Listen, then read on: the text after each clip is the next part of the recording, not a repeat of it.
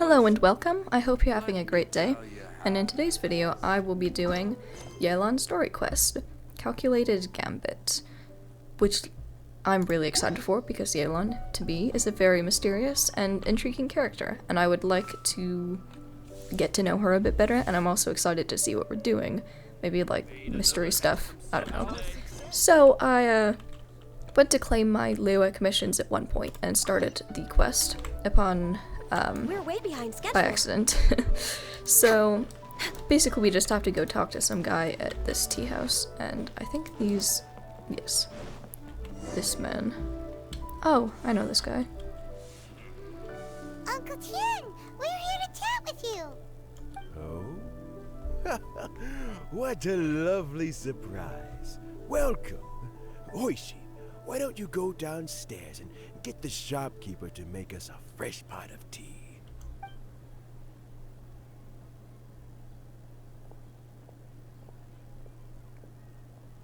I heard that you've been traveling all over the place recently. I would very much like to hear your adventure stories. We're more concerned about your health, Uncle Tian. Hoishin told you, didn't she? Don't worry. I'm quite all right. It's just the years gradually catching up with me. And just in case you didn't know, but I'm pretty sure that this guy is like some kind of adeptus and raised Ganyu and that kind of thing, and his granddaughter, I think, is also a secretary alongside Ganyu. As I grow older, I'm starting to find that with many things, though the mind is willing, the flesh is weak. Especially recently, I've noticed a rather drastic drop in my energy levels. I am still very much in good standing as the Tianshu today. Nevertheless, I wish to pass on the position before my mental acuity begins to decline beyond redemption. Don't ask us to do it. How difficult is it to transfer the Tianshu position? Oh, well, you see, the Tianshu is a rather unique position among the Liyue Qixing. Historically speaking, the Tianshu rarely appears in public. We stay behind the scenes, planning and giving advice, so a public selection process would not be suitable. We also want to keep any prospective Tianshu candidates free from influence by outside forces, so we tend to be as discreet as possible in their assessment and appointment. He talks so slow. For these reasons, the incumbent Tianshu typically recommends their candidate of choice, and this is then approved by the other Qixing members. So in other words, you pick someone, and then Lady Keqing, Lady Ningguang, and the other Qixing appoint them? Correct. Unfortunately, due to my health, I won't be able to assess every candidate myself. Not to despair, however, because I found someone exceptionally capable to act on my behalf as assessment officer. In fact, I believe you recently became acquainted with her yourself. Oh? Who is it? I'm heartbroken. I thought it might take you a little longer than this to forget all about me. It's Yelan! Jackpot. Uncle Tian here asked me to assess 3 candidates for him. Fancy joining me? You'll be among the first to get to know the next Tianshu. Might be a good opportunity for you. What do you think? It's a good opportunity. Paimon thinks so too. It can't be a bad thing to be on good terms with a new Qixing, right? Alright then. Though, I gotta say, Uncle Tian, you say you're into behind-the-scenes planning?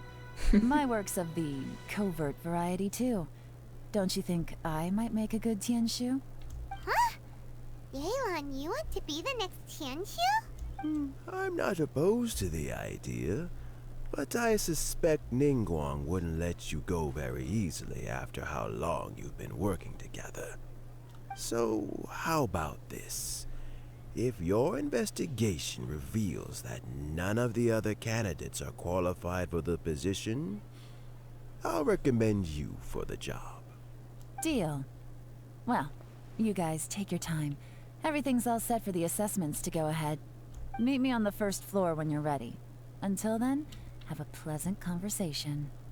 Oh, and no need to pay for your tea.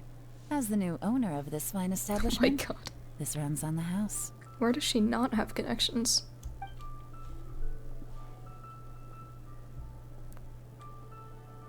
You're all set? Sure. Uncle Tian seems really worn down. It's like all his energy's gone. Well, that's because it is. Yeah, it may sound harsh, but Uncle Tian is past his prime. He's not cut out for this anymore. So he's recommended 3 candidates. Their names are Qinwei, Mingbo, and Zhi. Qinwei is a wealthy entrepreneur. Mingbo works at the Liyue Ministry of Civil Affairs, and Zhi is focused on study and travel. I bet the third one is gonna get picked, just because they seem like the most unlikely candidate. Try to keep all that in mind. Of course, it doesn't really matter if you forget, since we'll be assessing them at Yuehai Pavilion in a short while. Qianwei, Mingbo, Zhi. Paimon should be able to remember their names, but what does the assessment involve exactly? Let's leave that until we get to Yuehai Pavilion. All right. Heads in the game, people. The stakes don't get much higher than a change in the Qixing. We can't afford to miss anything, no matter how small. Got it. We'll keep our eyes wide open. My legs are getting sore. What is wrong with this assessment officer? This is a huge occasion and I don't even get a chair. Okay, so we have the spoiled rich guy. I've dealt with all kinds of people in my time, but never have I been made to stand while I'm waiting for an appointment. Oh, I mean, I think it's fine. That's probably the travel guy. That's called being complacent. If you're happy to just accept the way things are, you'll never be able to change anything in the future. Or maybe that's called just being a not spoiled person who can understand their situation. Oh, come on. That's just... Now you're just being unreasonable. All right, you two. Let's not get into a big argument over this. It's not worth it. Qianwei, that was a bit uncalled for. And Mingbo, cut him some slack. We've all been standing around for a while. It's natural to be getting irritable. Okay, so this guy is spoiled rich guy. This guy is the one from the Ministry of Civil Affairs? I think that's what it was. And then this is the travel guy. Look, how about this? There's no rule saying we're obliged to stand up while we wait, so why don't we borrow some chairs from the guild nearby? Great suggestion. Fine. They're not the best quality chairs, to be sure. But under the circumstances, it would be better than nothing. Man, this guy is such a jerk.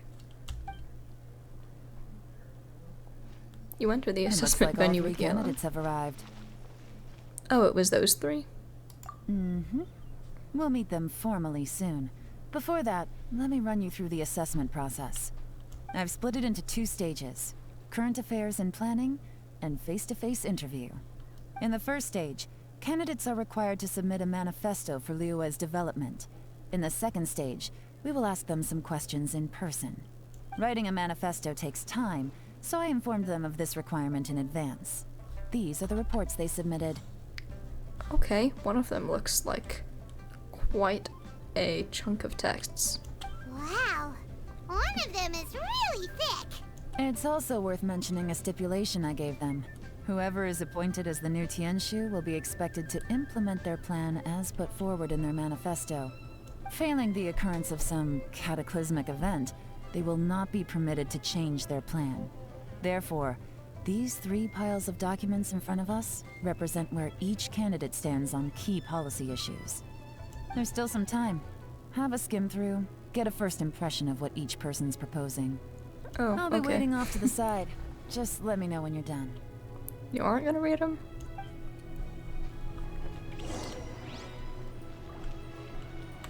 Okay. I want to see the spoiled rich guys. His manifesto addresses many commercial issues and provides some very penetrating analysis. And I am not even gonna try and pronounce their names because I am more at risk of failing it miserably than I am at getting it right. His view seems to be that regulations and incentives are both indispensable. Okay, this is the travel guys. His manifesto covers domestic affairs, foreign affairs, and checks and balances, all in great detail. The focus seems to be problem solving. It provides concise and clear solutions to various problems. It's so thick that you only have time to skim through it roughly. His manifesto covers domestic affairs quite comprehensively, focusing on people's livelihoods. The core principle seems to be, the greater good means a world that works for everyone.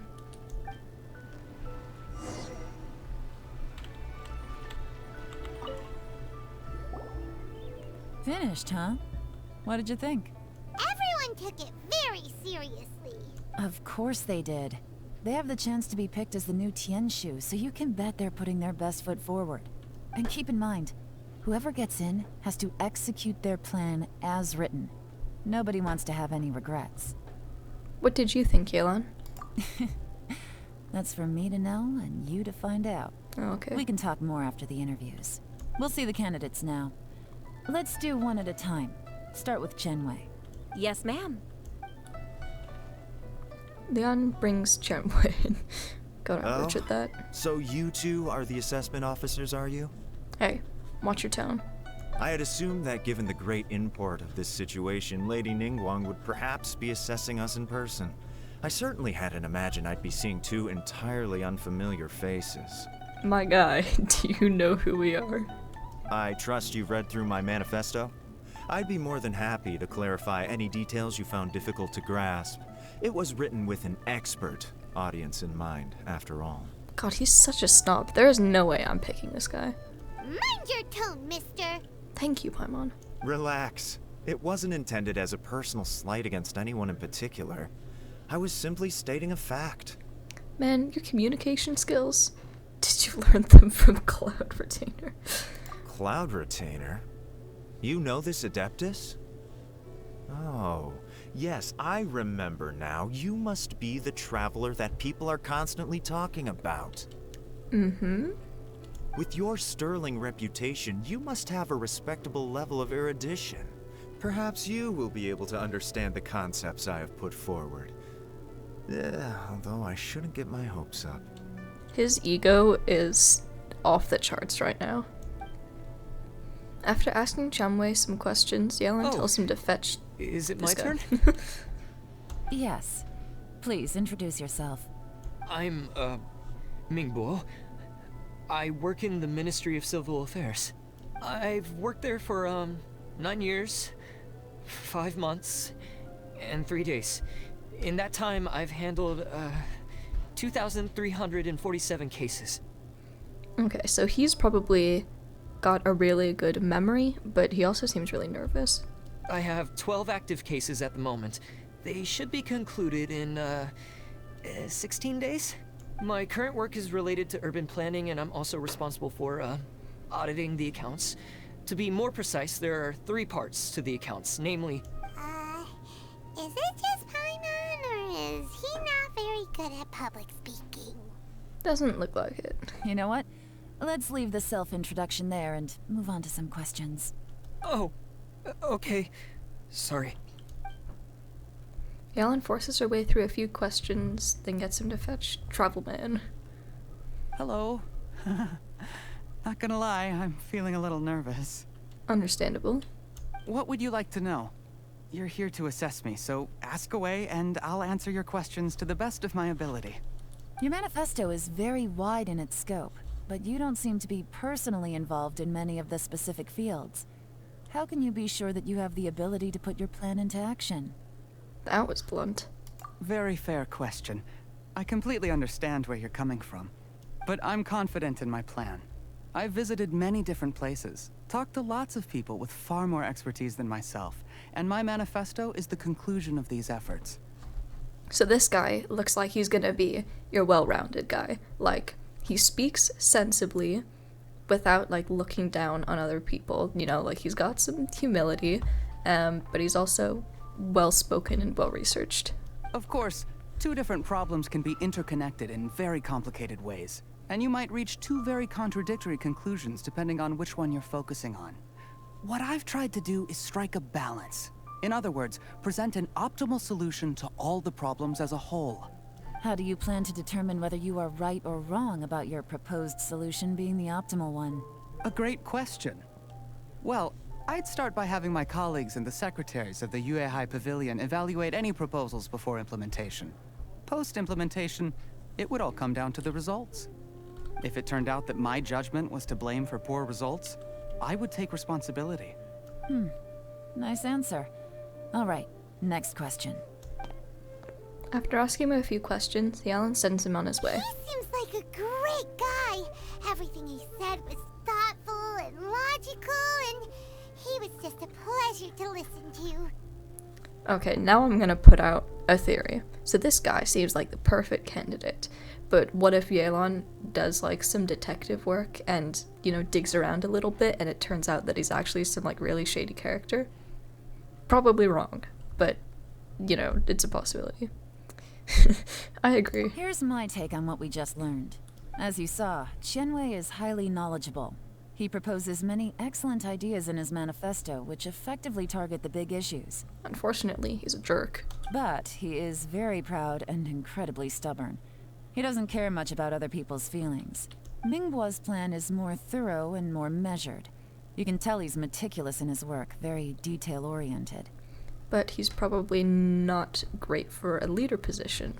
But he and Qianwei are otherwise polar opposites. Mingbo is not very articulate and comes across as very timid in conversation. Perfect summary. Paimon couldn't agree more. You're good at this, Yelan. Last but not least, Jur-E. His manifesto is full of pertinent details, his methodology is sound, and his proposals cover a broad range of fields, which is quite a rare feat.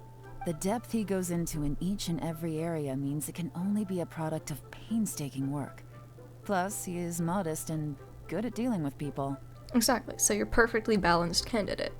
But what really interests me is that many of his views happen to coincide with Uncle Tien's. Having someone like Jur-E take the position would certainly put Uncle Tien's mind at rest. Great.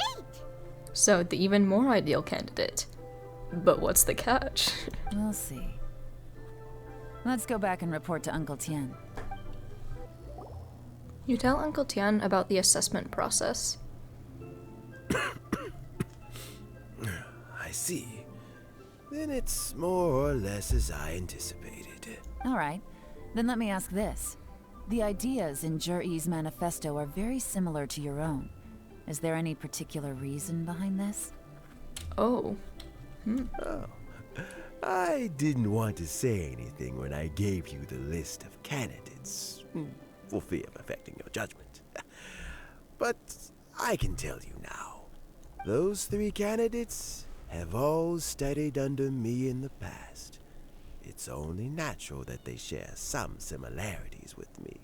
But Qianwei went on to focus on his business, and Mingbo has always been occupied with his work at the Ministry of Civil Affairs. Of all of them, Jur-E was with me for the longest duration. Whoa.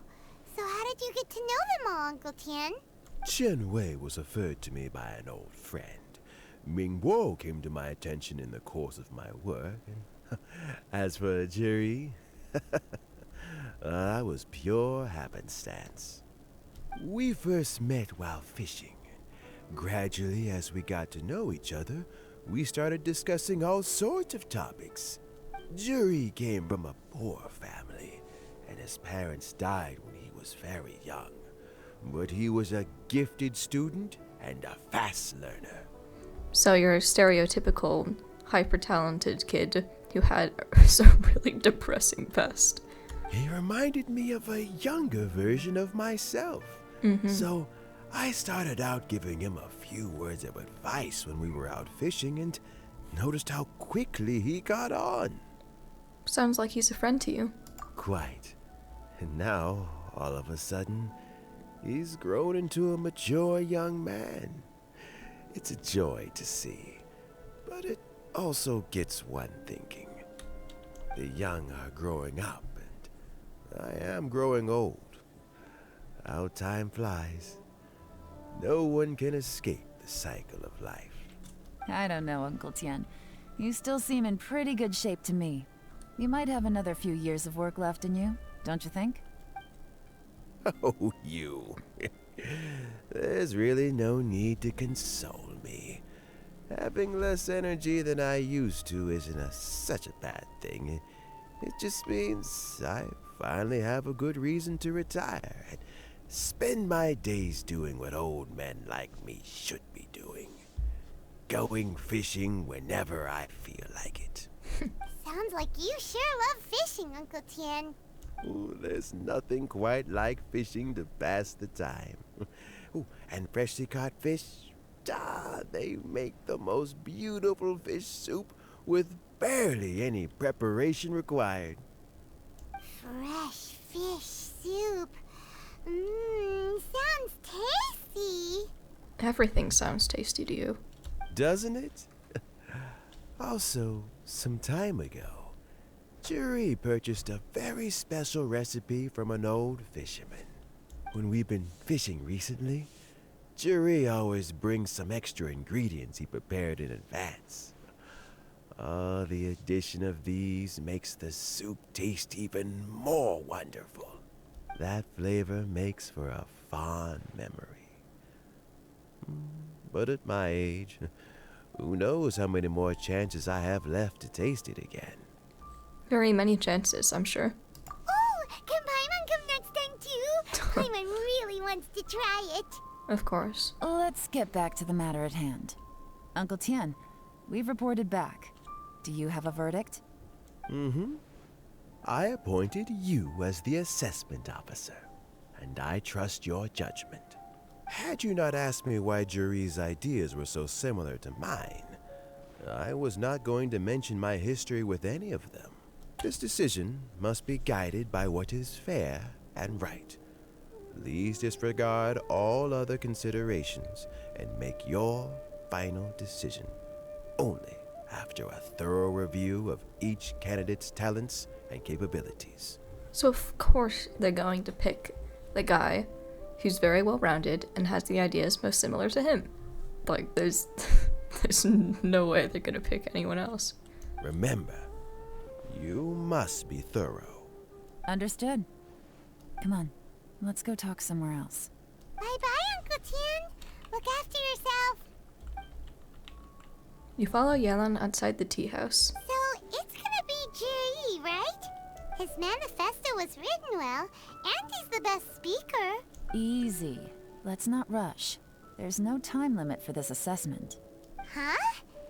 So, are you gonna give them more tests or something? Do a bit of detective work. No, nothing like that. The assessment itself is complete. But let me give you a word of advice. Things are not always as they appear. The biggest no-no in intelligence work is to only get information from the person of interest themselves. The truth is almost always hidden beneath many layers of deception. You have to get information through many different channels. For example, Wenyuan, Shanghua. Yes? Oh, Lady Yelan, what are your orders? Ugh!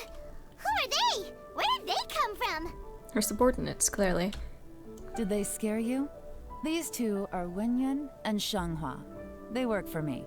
As my trusted assistants, they are always standing guard nearby. They also perform various assignments as required. Shanghua is a business expert who gets his information by trading. Wenyuan relies on word of mouth. And there's also Upei, who's not here right now. That meathead must have been out there on sea surveillance for some time now. Is he all right? I seem to remember that he can't swim. Nothing can take that guy down. Certainly not a little wind and waves. Shanghua, visit all the commerce guilds and look into Qianwei's background. Wenyuan, go to the Ministry of Civil Affairs and look through Mingbo's work files. Yes, ma'am. So what about Juri? We're gonna look into that. Jur-E. Well, obviously, as the most promising candidate, we will be investigating him ourselves. Mm-hmm. Let's go to the docks first. Lots of people passing through there. You can find out all kinds of things. If we're looking for information, why don't we try talking to Bulai, the owner of Wanyu Boutique? Oh, that guy? He does business at the North Wharf. Maybe he has some news for us. He's also kind of shady. That's actually not a bad idea. Let's go and ask him. Alright. Look, your asking price for this batch is just too high. I can't buy in at this price. How am I supposed to turn a profit? Come on, hear me out. I'm telling you, this is the single best batch of Sunsetias ever. You won't find anyone who disputes that. Yeah, sure. I accidentally dropped one into a well, and even the water turned sweet. Enough with your lies. Even so... Alright. I'll let you in on a little secret. The boss of Second Life also wants to buy from me, but I haven't responded yet. If you won't take him, I'll just have to partner with them instead. And neither of us wants that. Okay, well, when you put it that way, I'll accept your asking price. I'll take all your stock. Don't sell a single one to Second Life. What a sly guy. He knows that Second Life is this guy's biggest rival. The trader who was negotiating with Bulai leaves. Oh, what are you doing here? And to be clear, these Sunsetias are mine. I got to them first. Don't get any ideas. I've got more than enough in my bag. Actually, we want to ask you about a guy called Jur-E. Have you heard of him before? Jur-E? Yes, he's quite well known. I've heard a story about him. They say he was born into poverty. His parents died when he was young, and he was treated cruelly by the local community. One of his neighbors was terribly rude to him all the time, but Jur-E never retaliated. And when his neighbor went bankrupt, he even helped support the family. I bet we're gonna hear all these good things about Shuri and think that he is such a great guy, you know, and a great candidate, and then there's gonna be that one thing at the end where it's like, oh, yeah, no. He returned cruelty with kindness, injustice with peace offerings. A gentleman of talent and character, and... oh, how did I not notice him sooner? In fact, maybe I'm not too late. If I could hire him to be the brand ambassador for Wanyu Boutique. Oh, he sounds like a decent man. We can finally breathe a sigh of relief. Not yet, Paimon. Why are you asking about him anyway? You aren't looking for a brand ambassador too, are you? Well then, in that case, the higher bidder takes the... Ah, that's Jur-E right over there. Why don't we go and talk to him? Why? Well, how about we don't? Where? It's him, all right. Looks like he's chatting with Yelan. Come on, let's follow them and try not to let him see you. We want this information to be as truthful as possible. Stuff I'll just time. go and fetch an employment contract. And hey, don't try and cut me out of this. Hey! I understand. Yep. Let's walk and talk. Oh, come on. So, you were looking to buy a wineware set? Oh, now I can see that you're a connoisseur, so I won't bother trying to con you. I trust you understand our shop quite well?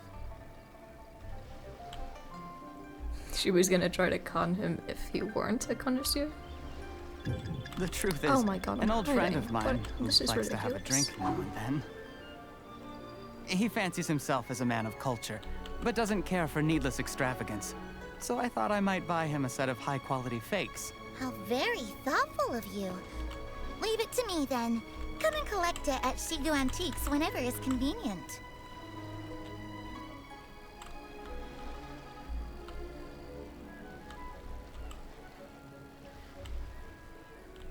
Thank you very much, Miss Yelan. It's my pleasure, Mr. Jur-E. These days, it's quite rare for someone of your standing to still keep up with their old friends. It's nice to see. I'll be sure to pick out a good set for you. You can count on me. I love how she says, let's walk and talk, and then they walk for a bit and then stop and have a conversation. Juri seems to get along really well with everyone. Mm-hmm. Are you satisfied now, Yelan?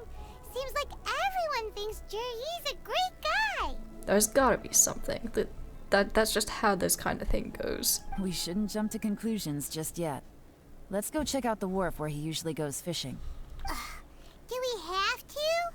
Wait, you're not just trying to dig up some dirt on Juri because you want to be Tianshu yourself, are you?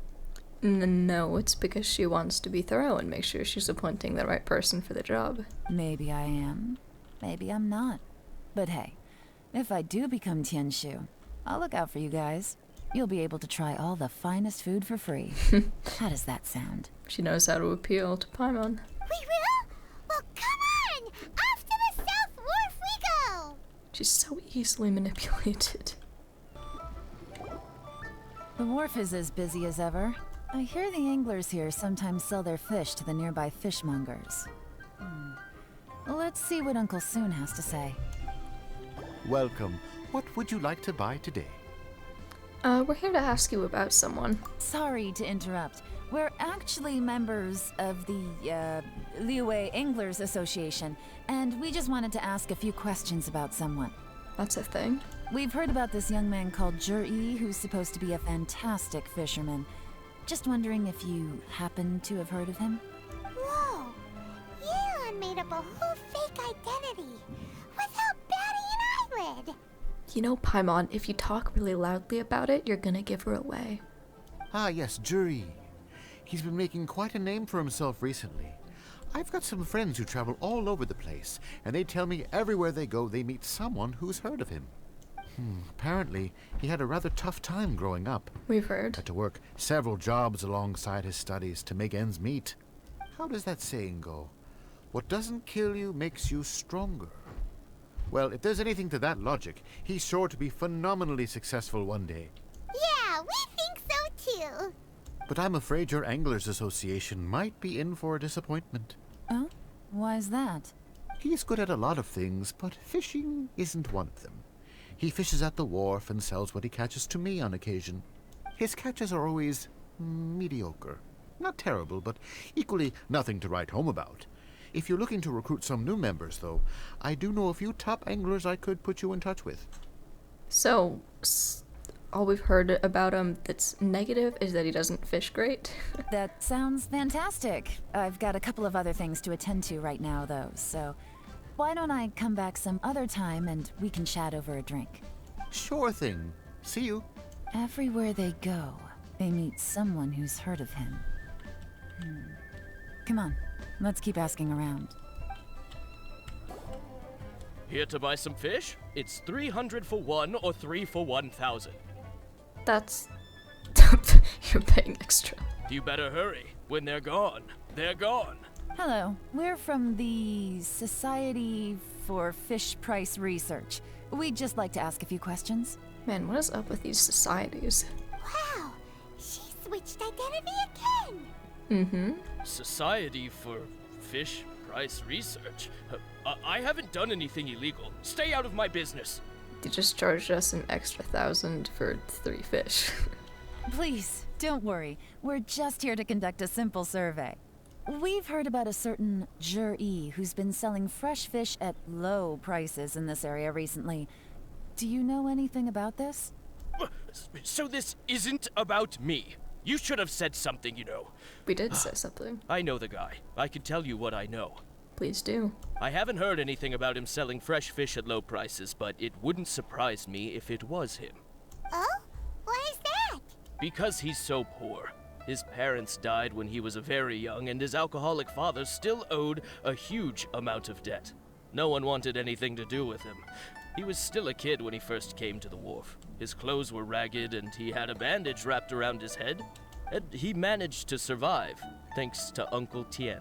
who gave him some food, but still to this day, he doesn't have a lot of mora to his name. I mean, he can afford to eat and everything, but you'll often see him haggling with others over just a few mora, so I wouldn't be surprised to find out he's been selling a few fish. It's not like he catches much anyway, so it's not going to affect my business. Don't tell him I said that. Okay, sure. You'd rather he didn't know? Well, I spoke to him once, briefly, and I just had a feeling that he really cares what other people think of him. I think he has pretty low self-esteem, but hey, it's hardly my place to say anything. What he's achieved already puts most people to shame. And nobody's perfect. I just wouldn't want to upset him. That's all. I see. Well, thank you for sharing that with us. Not a problem. And just for the record, there's absolutely nothing wrong with the price of my fish. Sure. The more times you say it, the less convincing it becomes. Even Paimon's caught on, and she's the stupidest one here. Doesn't have a lot of mora to his name. Okay, let's keep going. Hey, it's you guys! Wait, what's the phrase? Oh yeah. Honored to meet you. What brings you to me? The truth is, we are but newcomers to this territory. We heard tell of a great martial artist, Master Dugu, who knows everything there is to know. Hence, we sought you out to ask for your guidance. Really? People said I know everything there is to know? Yelan, you're making this kid feel so happy. But of course. You're lying we also to heard him. that Master Dugu is a kind and virtuous swordsman who never turns away anyone who comes with questions. Great! So what do you wish to know? Nothing happens on this street that I don't know about. Now she's lying to a kid. But it seems to have made his day. So, Master Dugu, have you heard of one by the name of Jur-E? Sure have. You mean that guy that all the grown-ups are talking about these days? I've heard many tales of Juri. For example, I can't remember. Probably 'cause it's nothing that important. I prefer stories about sword-fighting heroes. Oh, I can completely understand that. Then let me ask you this. Do you remember roughly when the grown-ups started talking about Jur-E? Oh yeah, I know that. It was about 2 or 3 months ago. Before that, people always used to talk about Juri in a kind of nasty tone of voice. But 2 or 3 months ago, suddenly everyone started to like him. He's brainwashed the population of Fleetwood. Sometimes he gives me candies, so I'm glad that people are starting to like him now. Just as I thought. Huh? Oh. What do you mean? Yeah, what do you mean? That was awfully, ominous. I mean, just as I thought, Master Dugu is indeed as kind and virtuous as the legends claim. Kids, don't listen to strange, underdressed ladies that come up to you and say you're amazing. That was so weird. Anyway, moving on. I'm not that great. Oh yeah, one other thing. These days, there's a lot of people I've never seen before talking about Juri stories in the street. They seem like nice people. Oh, definitely. Great! So next time I see them, I'll say hi. And I guess I can share some of my candies with them too. Certainly. You can also tell my friend in Yenshang Tea House about what they're up to. I'm sure my friend would also like to say hi to them. Thank you, ma'am. You're welcome. Well then, fare thee well, Master Dugu. Until we meet again. Any of that sound strange to you? Yeah, I heard it. Strange? What was strange about it? Juri seems to have a great reputation. Uncle Soon and Uncle Gas spoke highly of him, and Dugu Shuo seems to like him too. True. But the issue is, where did his sudden celebrity come from? It almost seems too good to be true. Is some guy pretending to be Juri? Sudden? Too good to be true? What do you mean? So he returns cruelty with kindness, and had to work to support his studies. These are the kinds of things that make someone well known in their hometown. but Uncle Soon said even his friends who travel far and wide hear about him wherever they go. That's a little over the top, if you ask me. Do you remember what Dugu Shuo said about Jur-E's stories? Clearly they left him with a good impression of the guy, but beyond that, he wasn't interested in the details. That's the reaction I would expect from any normal person. Plus, there's the fact that all this praise of Jur-E has only been happening within the last 2 or 3 months. So what made him get famous is what we're asking here. His childhood, his studies, the thing with his neighbor. None of these are recent events. So why are these stories only going around now? Did he make them up? When you put it like that, it is kinda strange. Of course, if that's all there was to it, I wouldn't look into it any further. Jur-E was born into a poor family. Paying people to get his stories out there is within the rules of the game as far as I'm concerned. So that's what she thinks is going on. The problem is, do you remember what Uncle Gao said about him? He's stayed poor his whole life. Everything he's earned he's either spent on studying, traveling, or paying off debts. I don't think he has the mora to pay for a publicity campaign. Someone's helping him. Right. And that changes everything. It can mean a powerful faction is trying to gain influence over the Liu at Xixing. That's the worst case scenario. But all too often, the most pessimistic speculation turns out to be closest to the truth. I knew there was going to be something deeper to this quest. Someone's trying to gain influence over the Qixing? That sounds serious. What should we do? Even if we asked Juri about it, surely there's no way he'd admit it. That's what you think, but I bet Yelan can get him to admit it. First, we need to find out who's supporting him. Don't worry, I've got a plan. Of course you have a plan. Remember the current affairs and planning stage of the assessment? Since the successful candidate is duty-bound to implement their plan after taking office, their manifesto tells us their stance on key issues. Whoever is secretly helping Jur-E must be seeking to benefit from his actions after his appointment. So, we should be able to find some hints in Jur-E's manifesto on who we're dealing with. We have to go read that thing? Come on, let's get back to Yanshang Tea House. Maybe he made it so long intentionally so that people wouldn't look at it too in depth. Jur-E's manifesto covers a huge range of topics. Looking for details that don't add up will be like trying to find a needle in a haystack. I'll divide the reports into 2 piles. You take one, I'll take the other. When we're finished, we'll put our heads together. Officially, the assessment is already over, and I'll be expected to announce the results before long. So we have to get to the bottom of this as quickly as we can. Yikes! We'd better hurry! Whatever else Uncle Tian might think of Jur-E, the fact remains that he's one of his favorite students. Any evidence he's left is not going to be immediately obvious. We'll have to look carefully and think critically.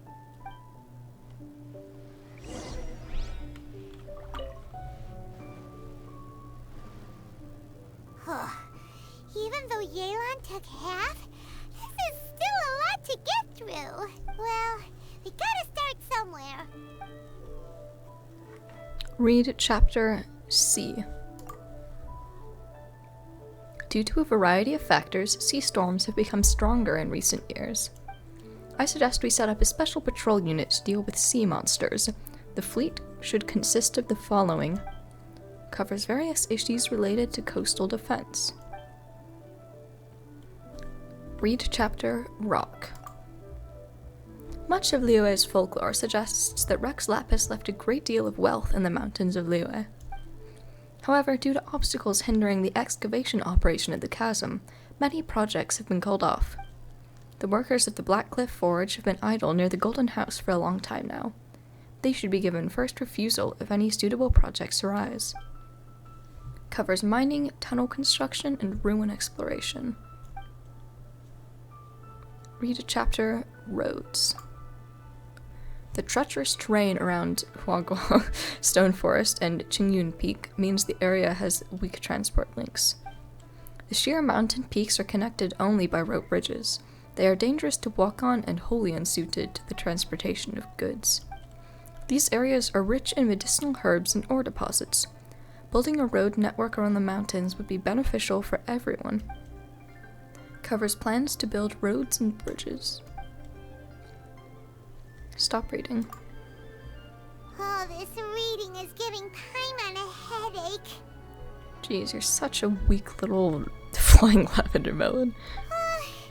Let's take a break.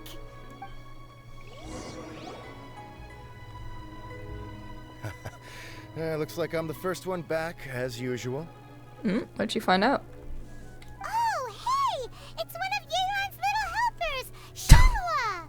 If you're back, that means you finished investigating Tianwei, right? You betcha. I visited all the commerce guilds and gathered a wealth of information. Every time they asked me to leave, but I always had another trick up my sleeve. Don't drag this out. Just tell us your findings. Yes, Lady Yelan. To summarize my findings, most people who've had interactions with Tianwei will start out complaining about how proud and arrogant he is, but then go on to give a generally positive appraisal of him. The young master of the Feiyun Commerce Guild said that Tianwei appears arrogant, but he's very scrupulous in the way he works. Once he signs a contract with somebody, he treats them fairly regardless of their background. Who'd have thought? Not me. Is it possible that his reputation is fake? Is there any way you can check the accounts of the businesses under his name? In theory, that should be very difficult. But here's the thing. I asked around and found out that almost all of Tianwei's accounts are open to the public. Where he buys from and sells to should be confidential business information, but he doesn't seem interested in protecting it at all. Tianwei often sees business opportunities that others don't, but once he's made enough mora off of it, it's like he gets sick of it and releases all of his trade secrets. It's like he wants people to know that they still can't beat him, even if he shares all of his secrets. The fact that someone like that can still make mora is pretty infuriating when you think about it. He really is quite arrogant. What a strange guy. It's like he's not doing business to make mora, but instead... to validate his theories.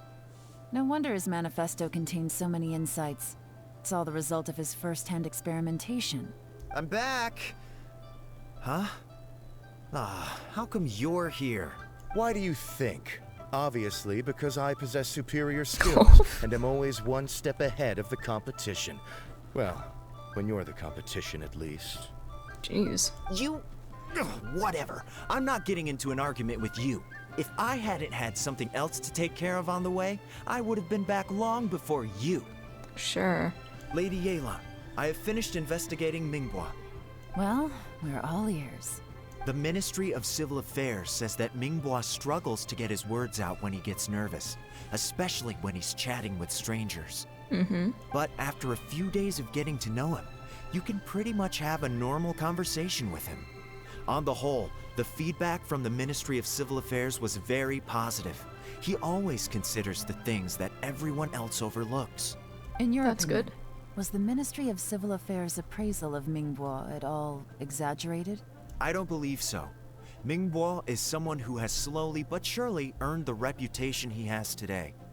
Oh, so maybe he's the best candidate for it. According to Miss Yu, the ministry often gets Minghua to take a final look at projects before they're implemented. People feel much more confident in something if it has his stamp of approval. Oh, and also, there was once someone in the ministry who was lying and cheating to try to advance their career. Minghua gave them the scolding of a lifetime. Apparently, he can be terrifying when he loses his temper. I haven't seen it for myself, though. Whoa, that's hard to imagine. Like I said before, things are not always as they appear. Which is why we're gonna find out some things about Travel Guy that are not as they would seem. Ah, so that's what you meant by that. I'm starting to get it now. Really? Just now, Paimon? Thank you both. You're free to go now. So, have you finished reading the manifesto? I don't know if you finished it. Paimon's brain juice kinda evaporated. We still have a bit left. You finished reading the manifesto with Yelan? I can't see any immediate problems looking at the individual entries. The only one that strikes me as a little unusual is the Tianshu Pool redevelopment plan. What's that? Tianshu Pool has always been home to many secrets. Plus, Ajdaha once wrought havoc there, so there are even more secrets buried deep underground. At some point, a rumor began to go around that there is great treasure buried beneath Tianshu Pool. A long time ago, with the approval of the Qixing, a mining team conducted an exploratory excavation there. So, did they find any treasure? None. The ruin was completely impenetrable. The only way they could have gotten through the solid rock would have been by blowing it open with a special kind of explosive. The technology wasn't mature enough at that time, so the excavation project was shut down and the treasure became a mere legend. Zhi-Yi's manifesto focuses on solving problems, and this treasure hunt seems extremely risky. It seems out of step with the rest of his plans. So is this the part where we go to the domain? Still, this one fact alone doesn't tell us much. Everyone wants to get their hands on this treasure. The treasure hoarders, the Fatui, even local Liyue factions. Which is why we're gonna get to it first. Did you find anything? Excavation? Project? Treasure? Did we read anything similar in our half of the manifesto? Yeah, he wanted to do a whole bunch of mining stuff, like the rock chapter. Oh, yeah! Juri said the Blackcliff Forge workers should get right of first refusal if any suitable projects come up. Did he now? Well, that makes everything much clearer. So Zhi-Yi wants the Blackcliff Forge to excavate the treasure of Tianshu Pool. Does that mean the Blackcliff Forge is Juri's secret supporter? No, not likely. I've looked into the Blackcliff Forge before. They aren't involved with any powerful factions at present. They do possess some specialized explosives, but it would seem more trouble than it's worth to put so many resources into a risky project like this. Still, since the clues are pointing toward the Blackcliff Forge, we should see where they lead. We may well find something new. Hello, it's me again. Sorry for that abrupt transition, but I am probably going to end this quest here for now. Sure, because I'll play you another tune. you see, but what it'll cost happened you an apple. as I was editing this video, I realized, oh my god, this is 2 hours. I need to split this into 2 parts. So that's what I've done. So this ends the first part of the Yelan story quest. I will have a second part coming out in about a week, so be sure to go and check that out if you're interested to see how this ends. And yeah, that's really it. Sorry, but I don't think anyone wants to sit around for really 2 hours in a row. So that's all. I hope you have a great day, and I hope to see you in the next one. Bye for now!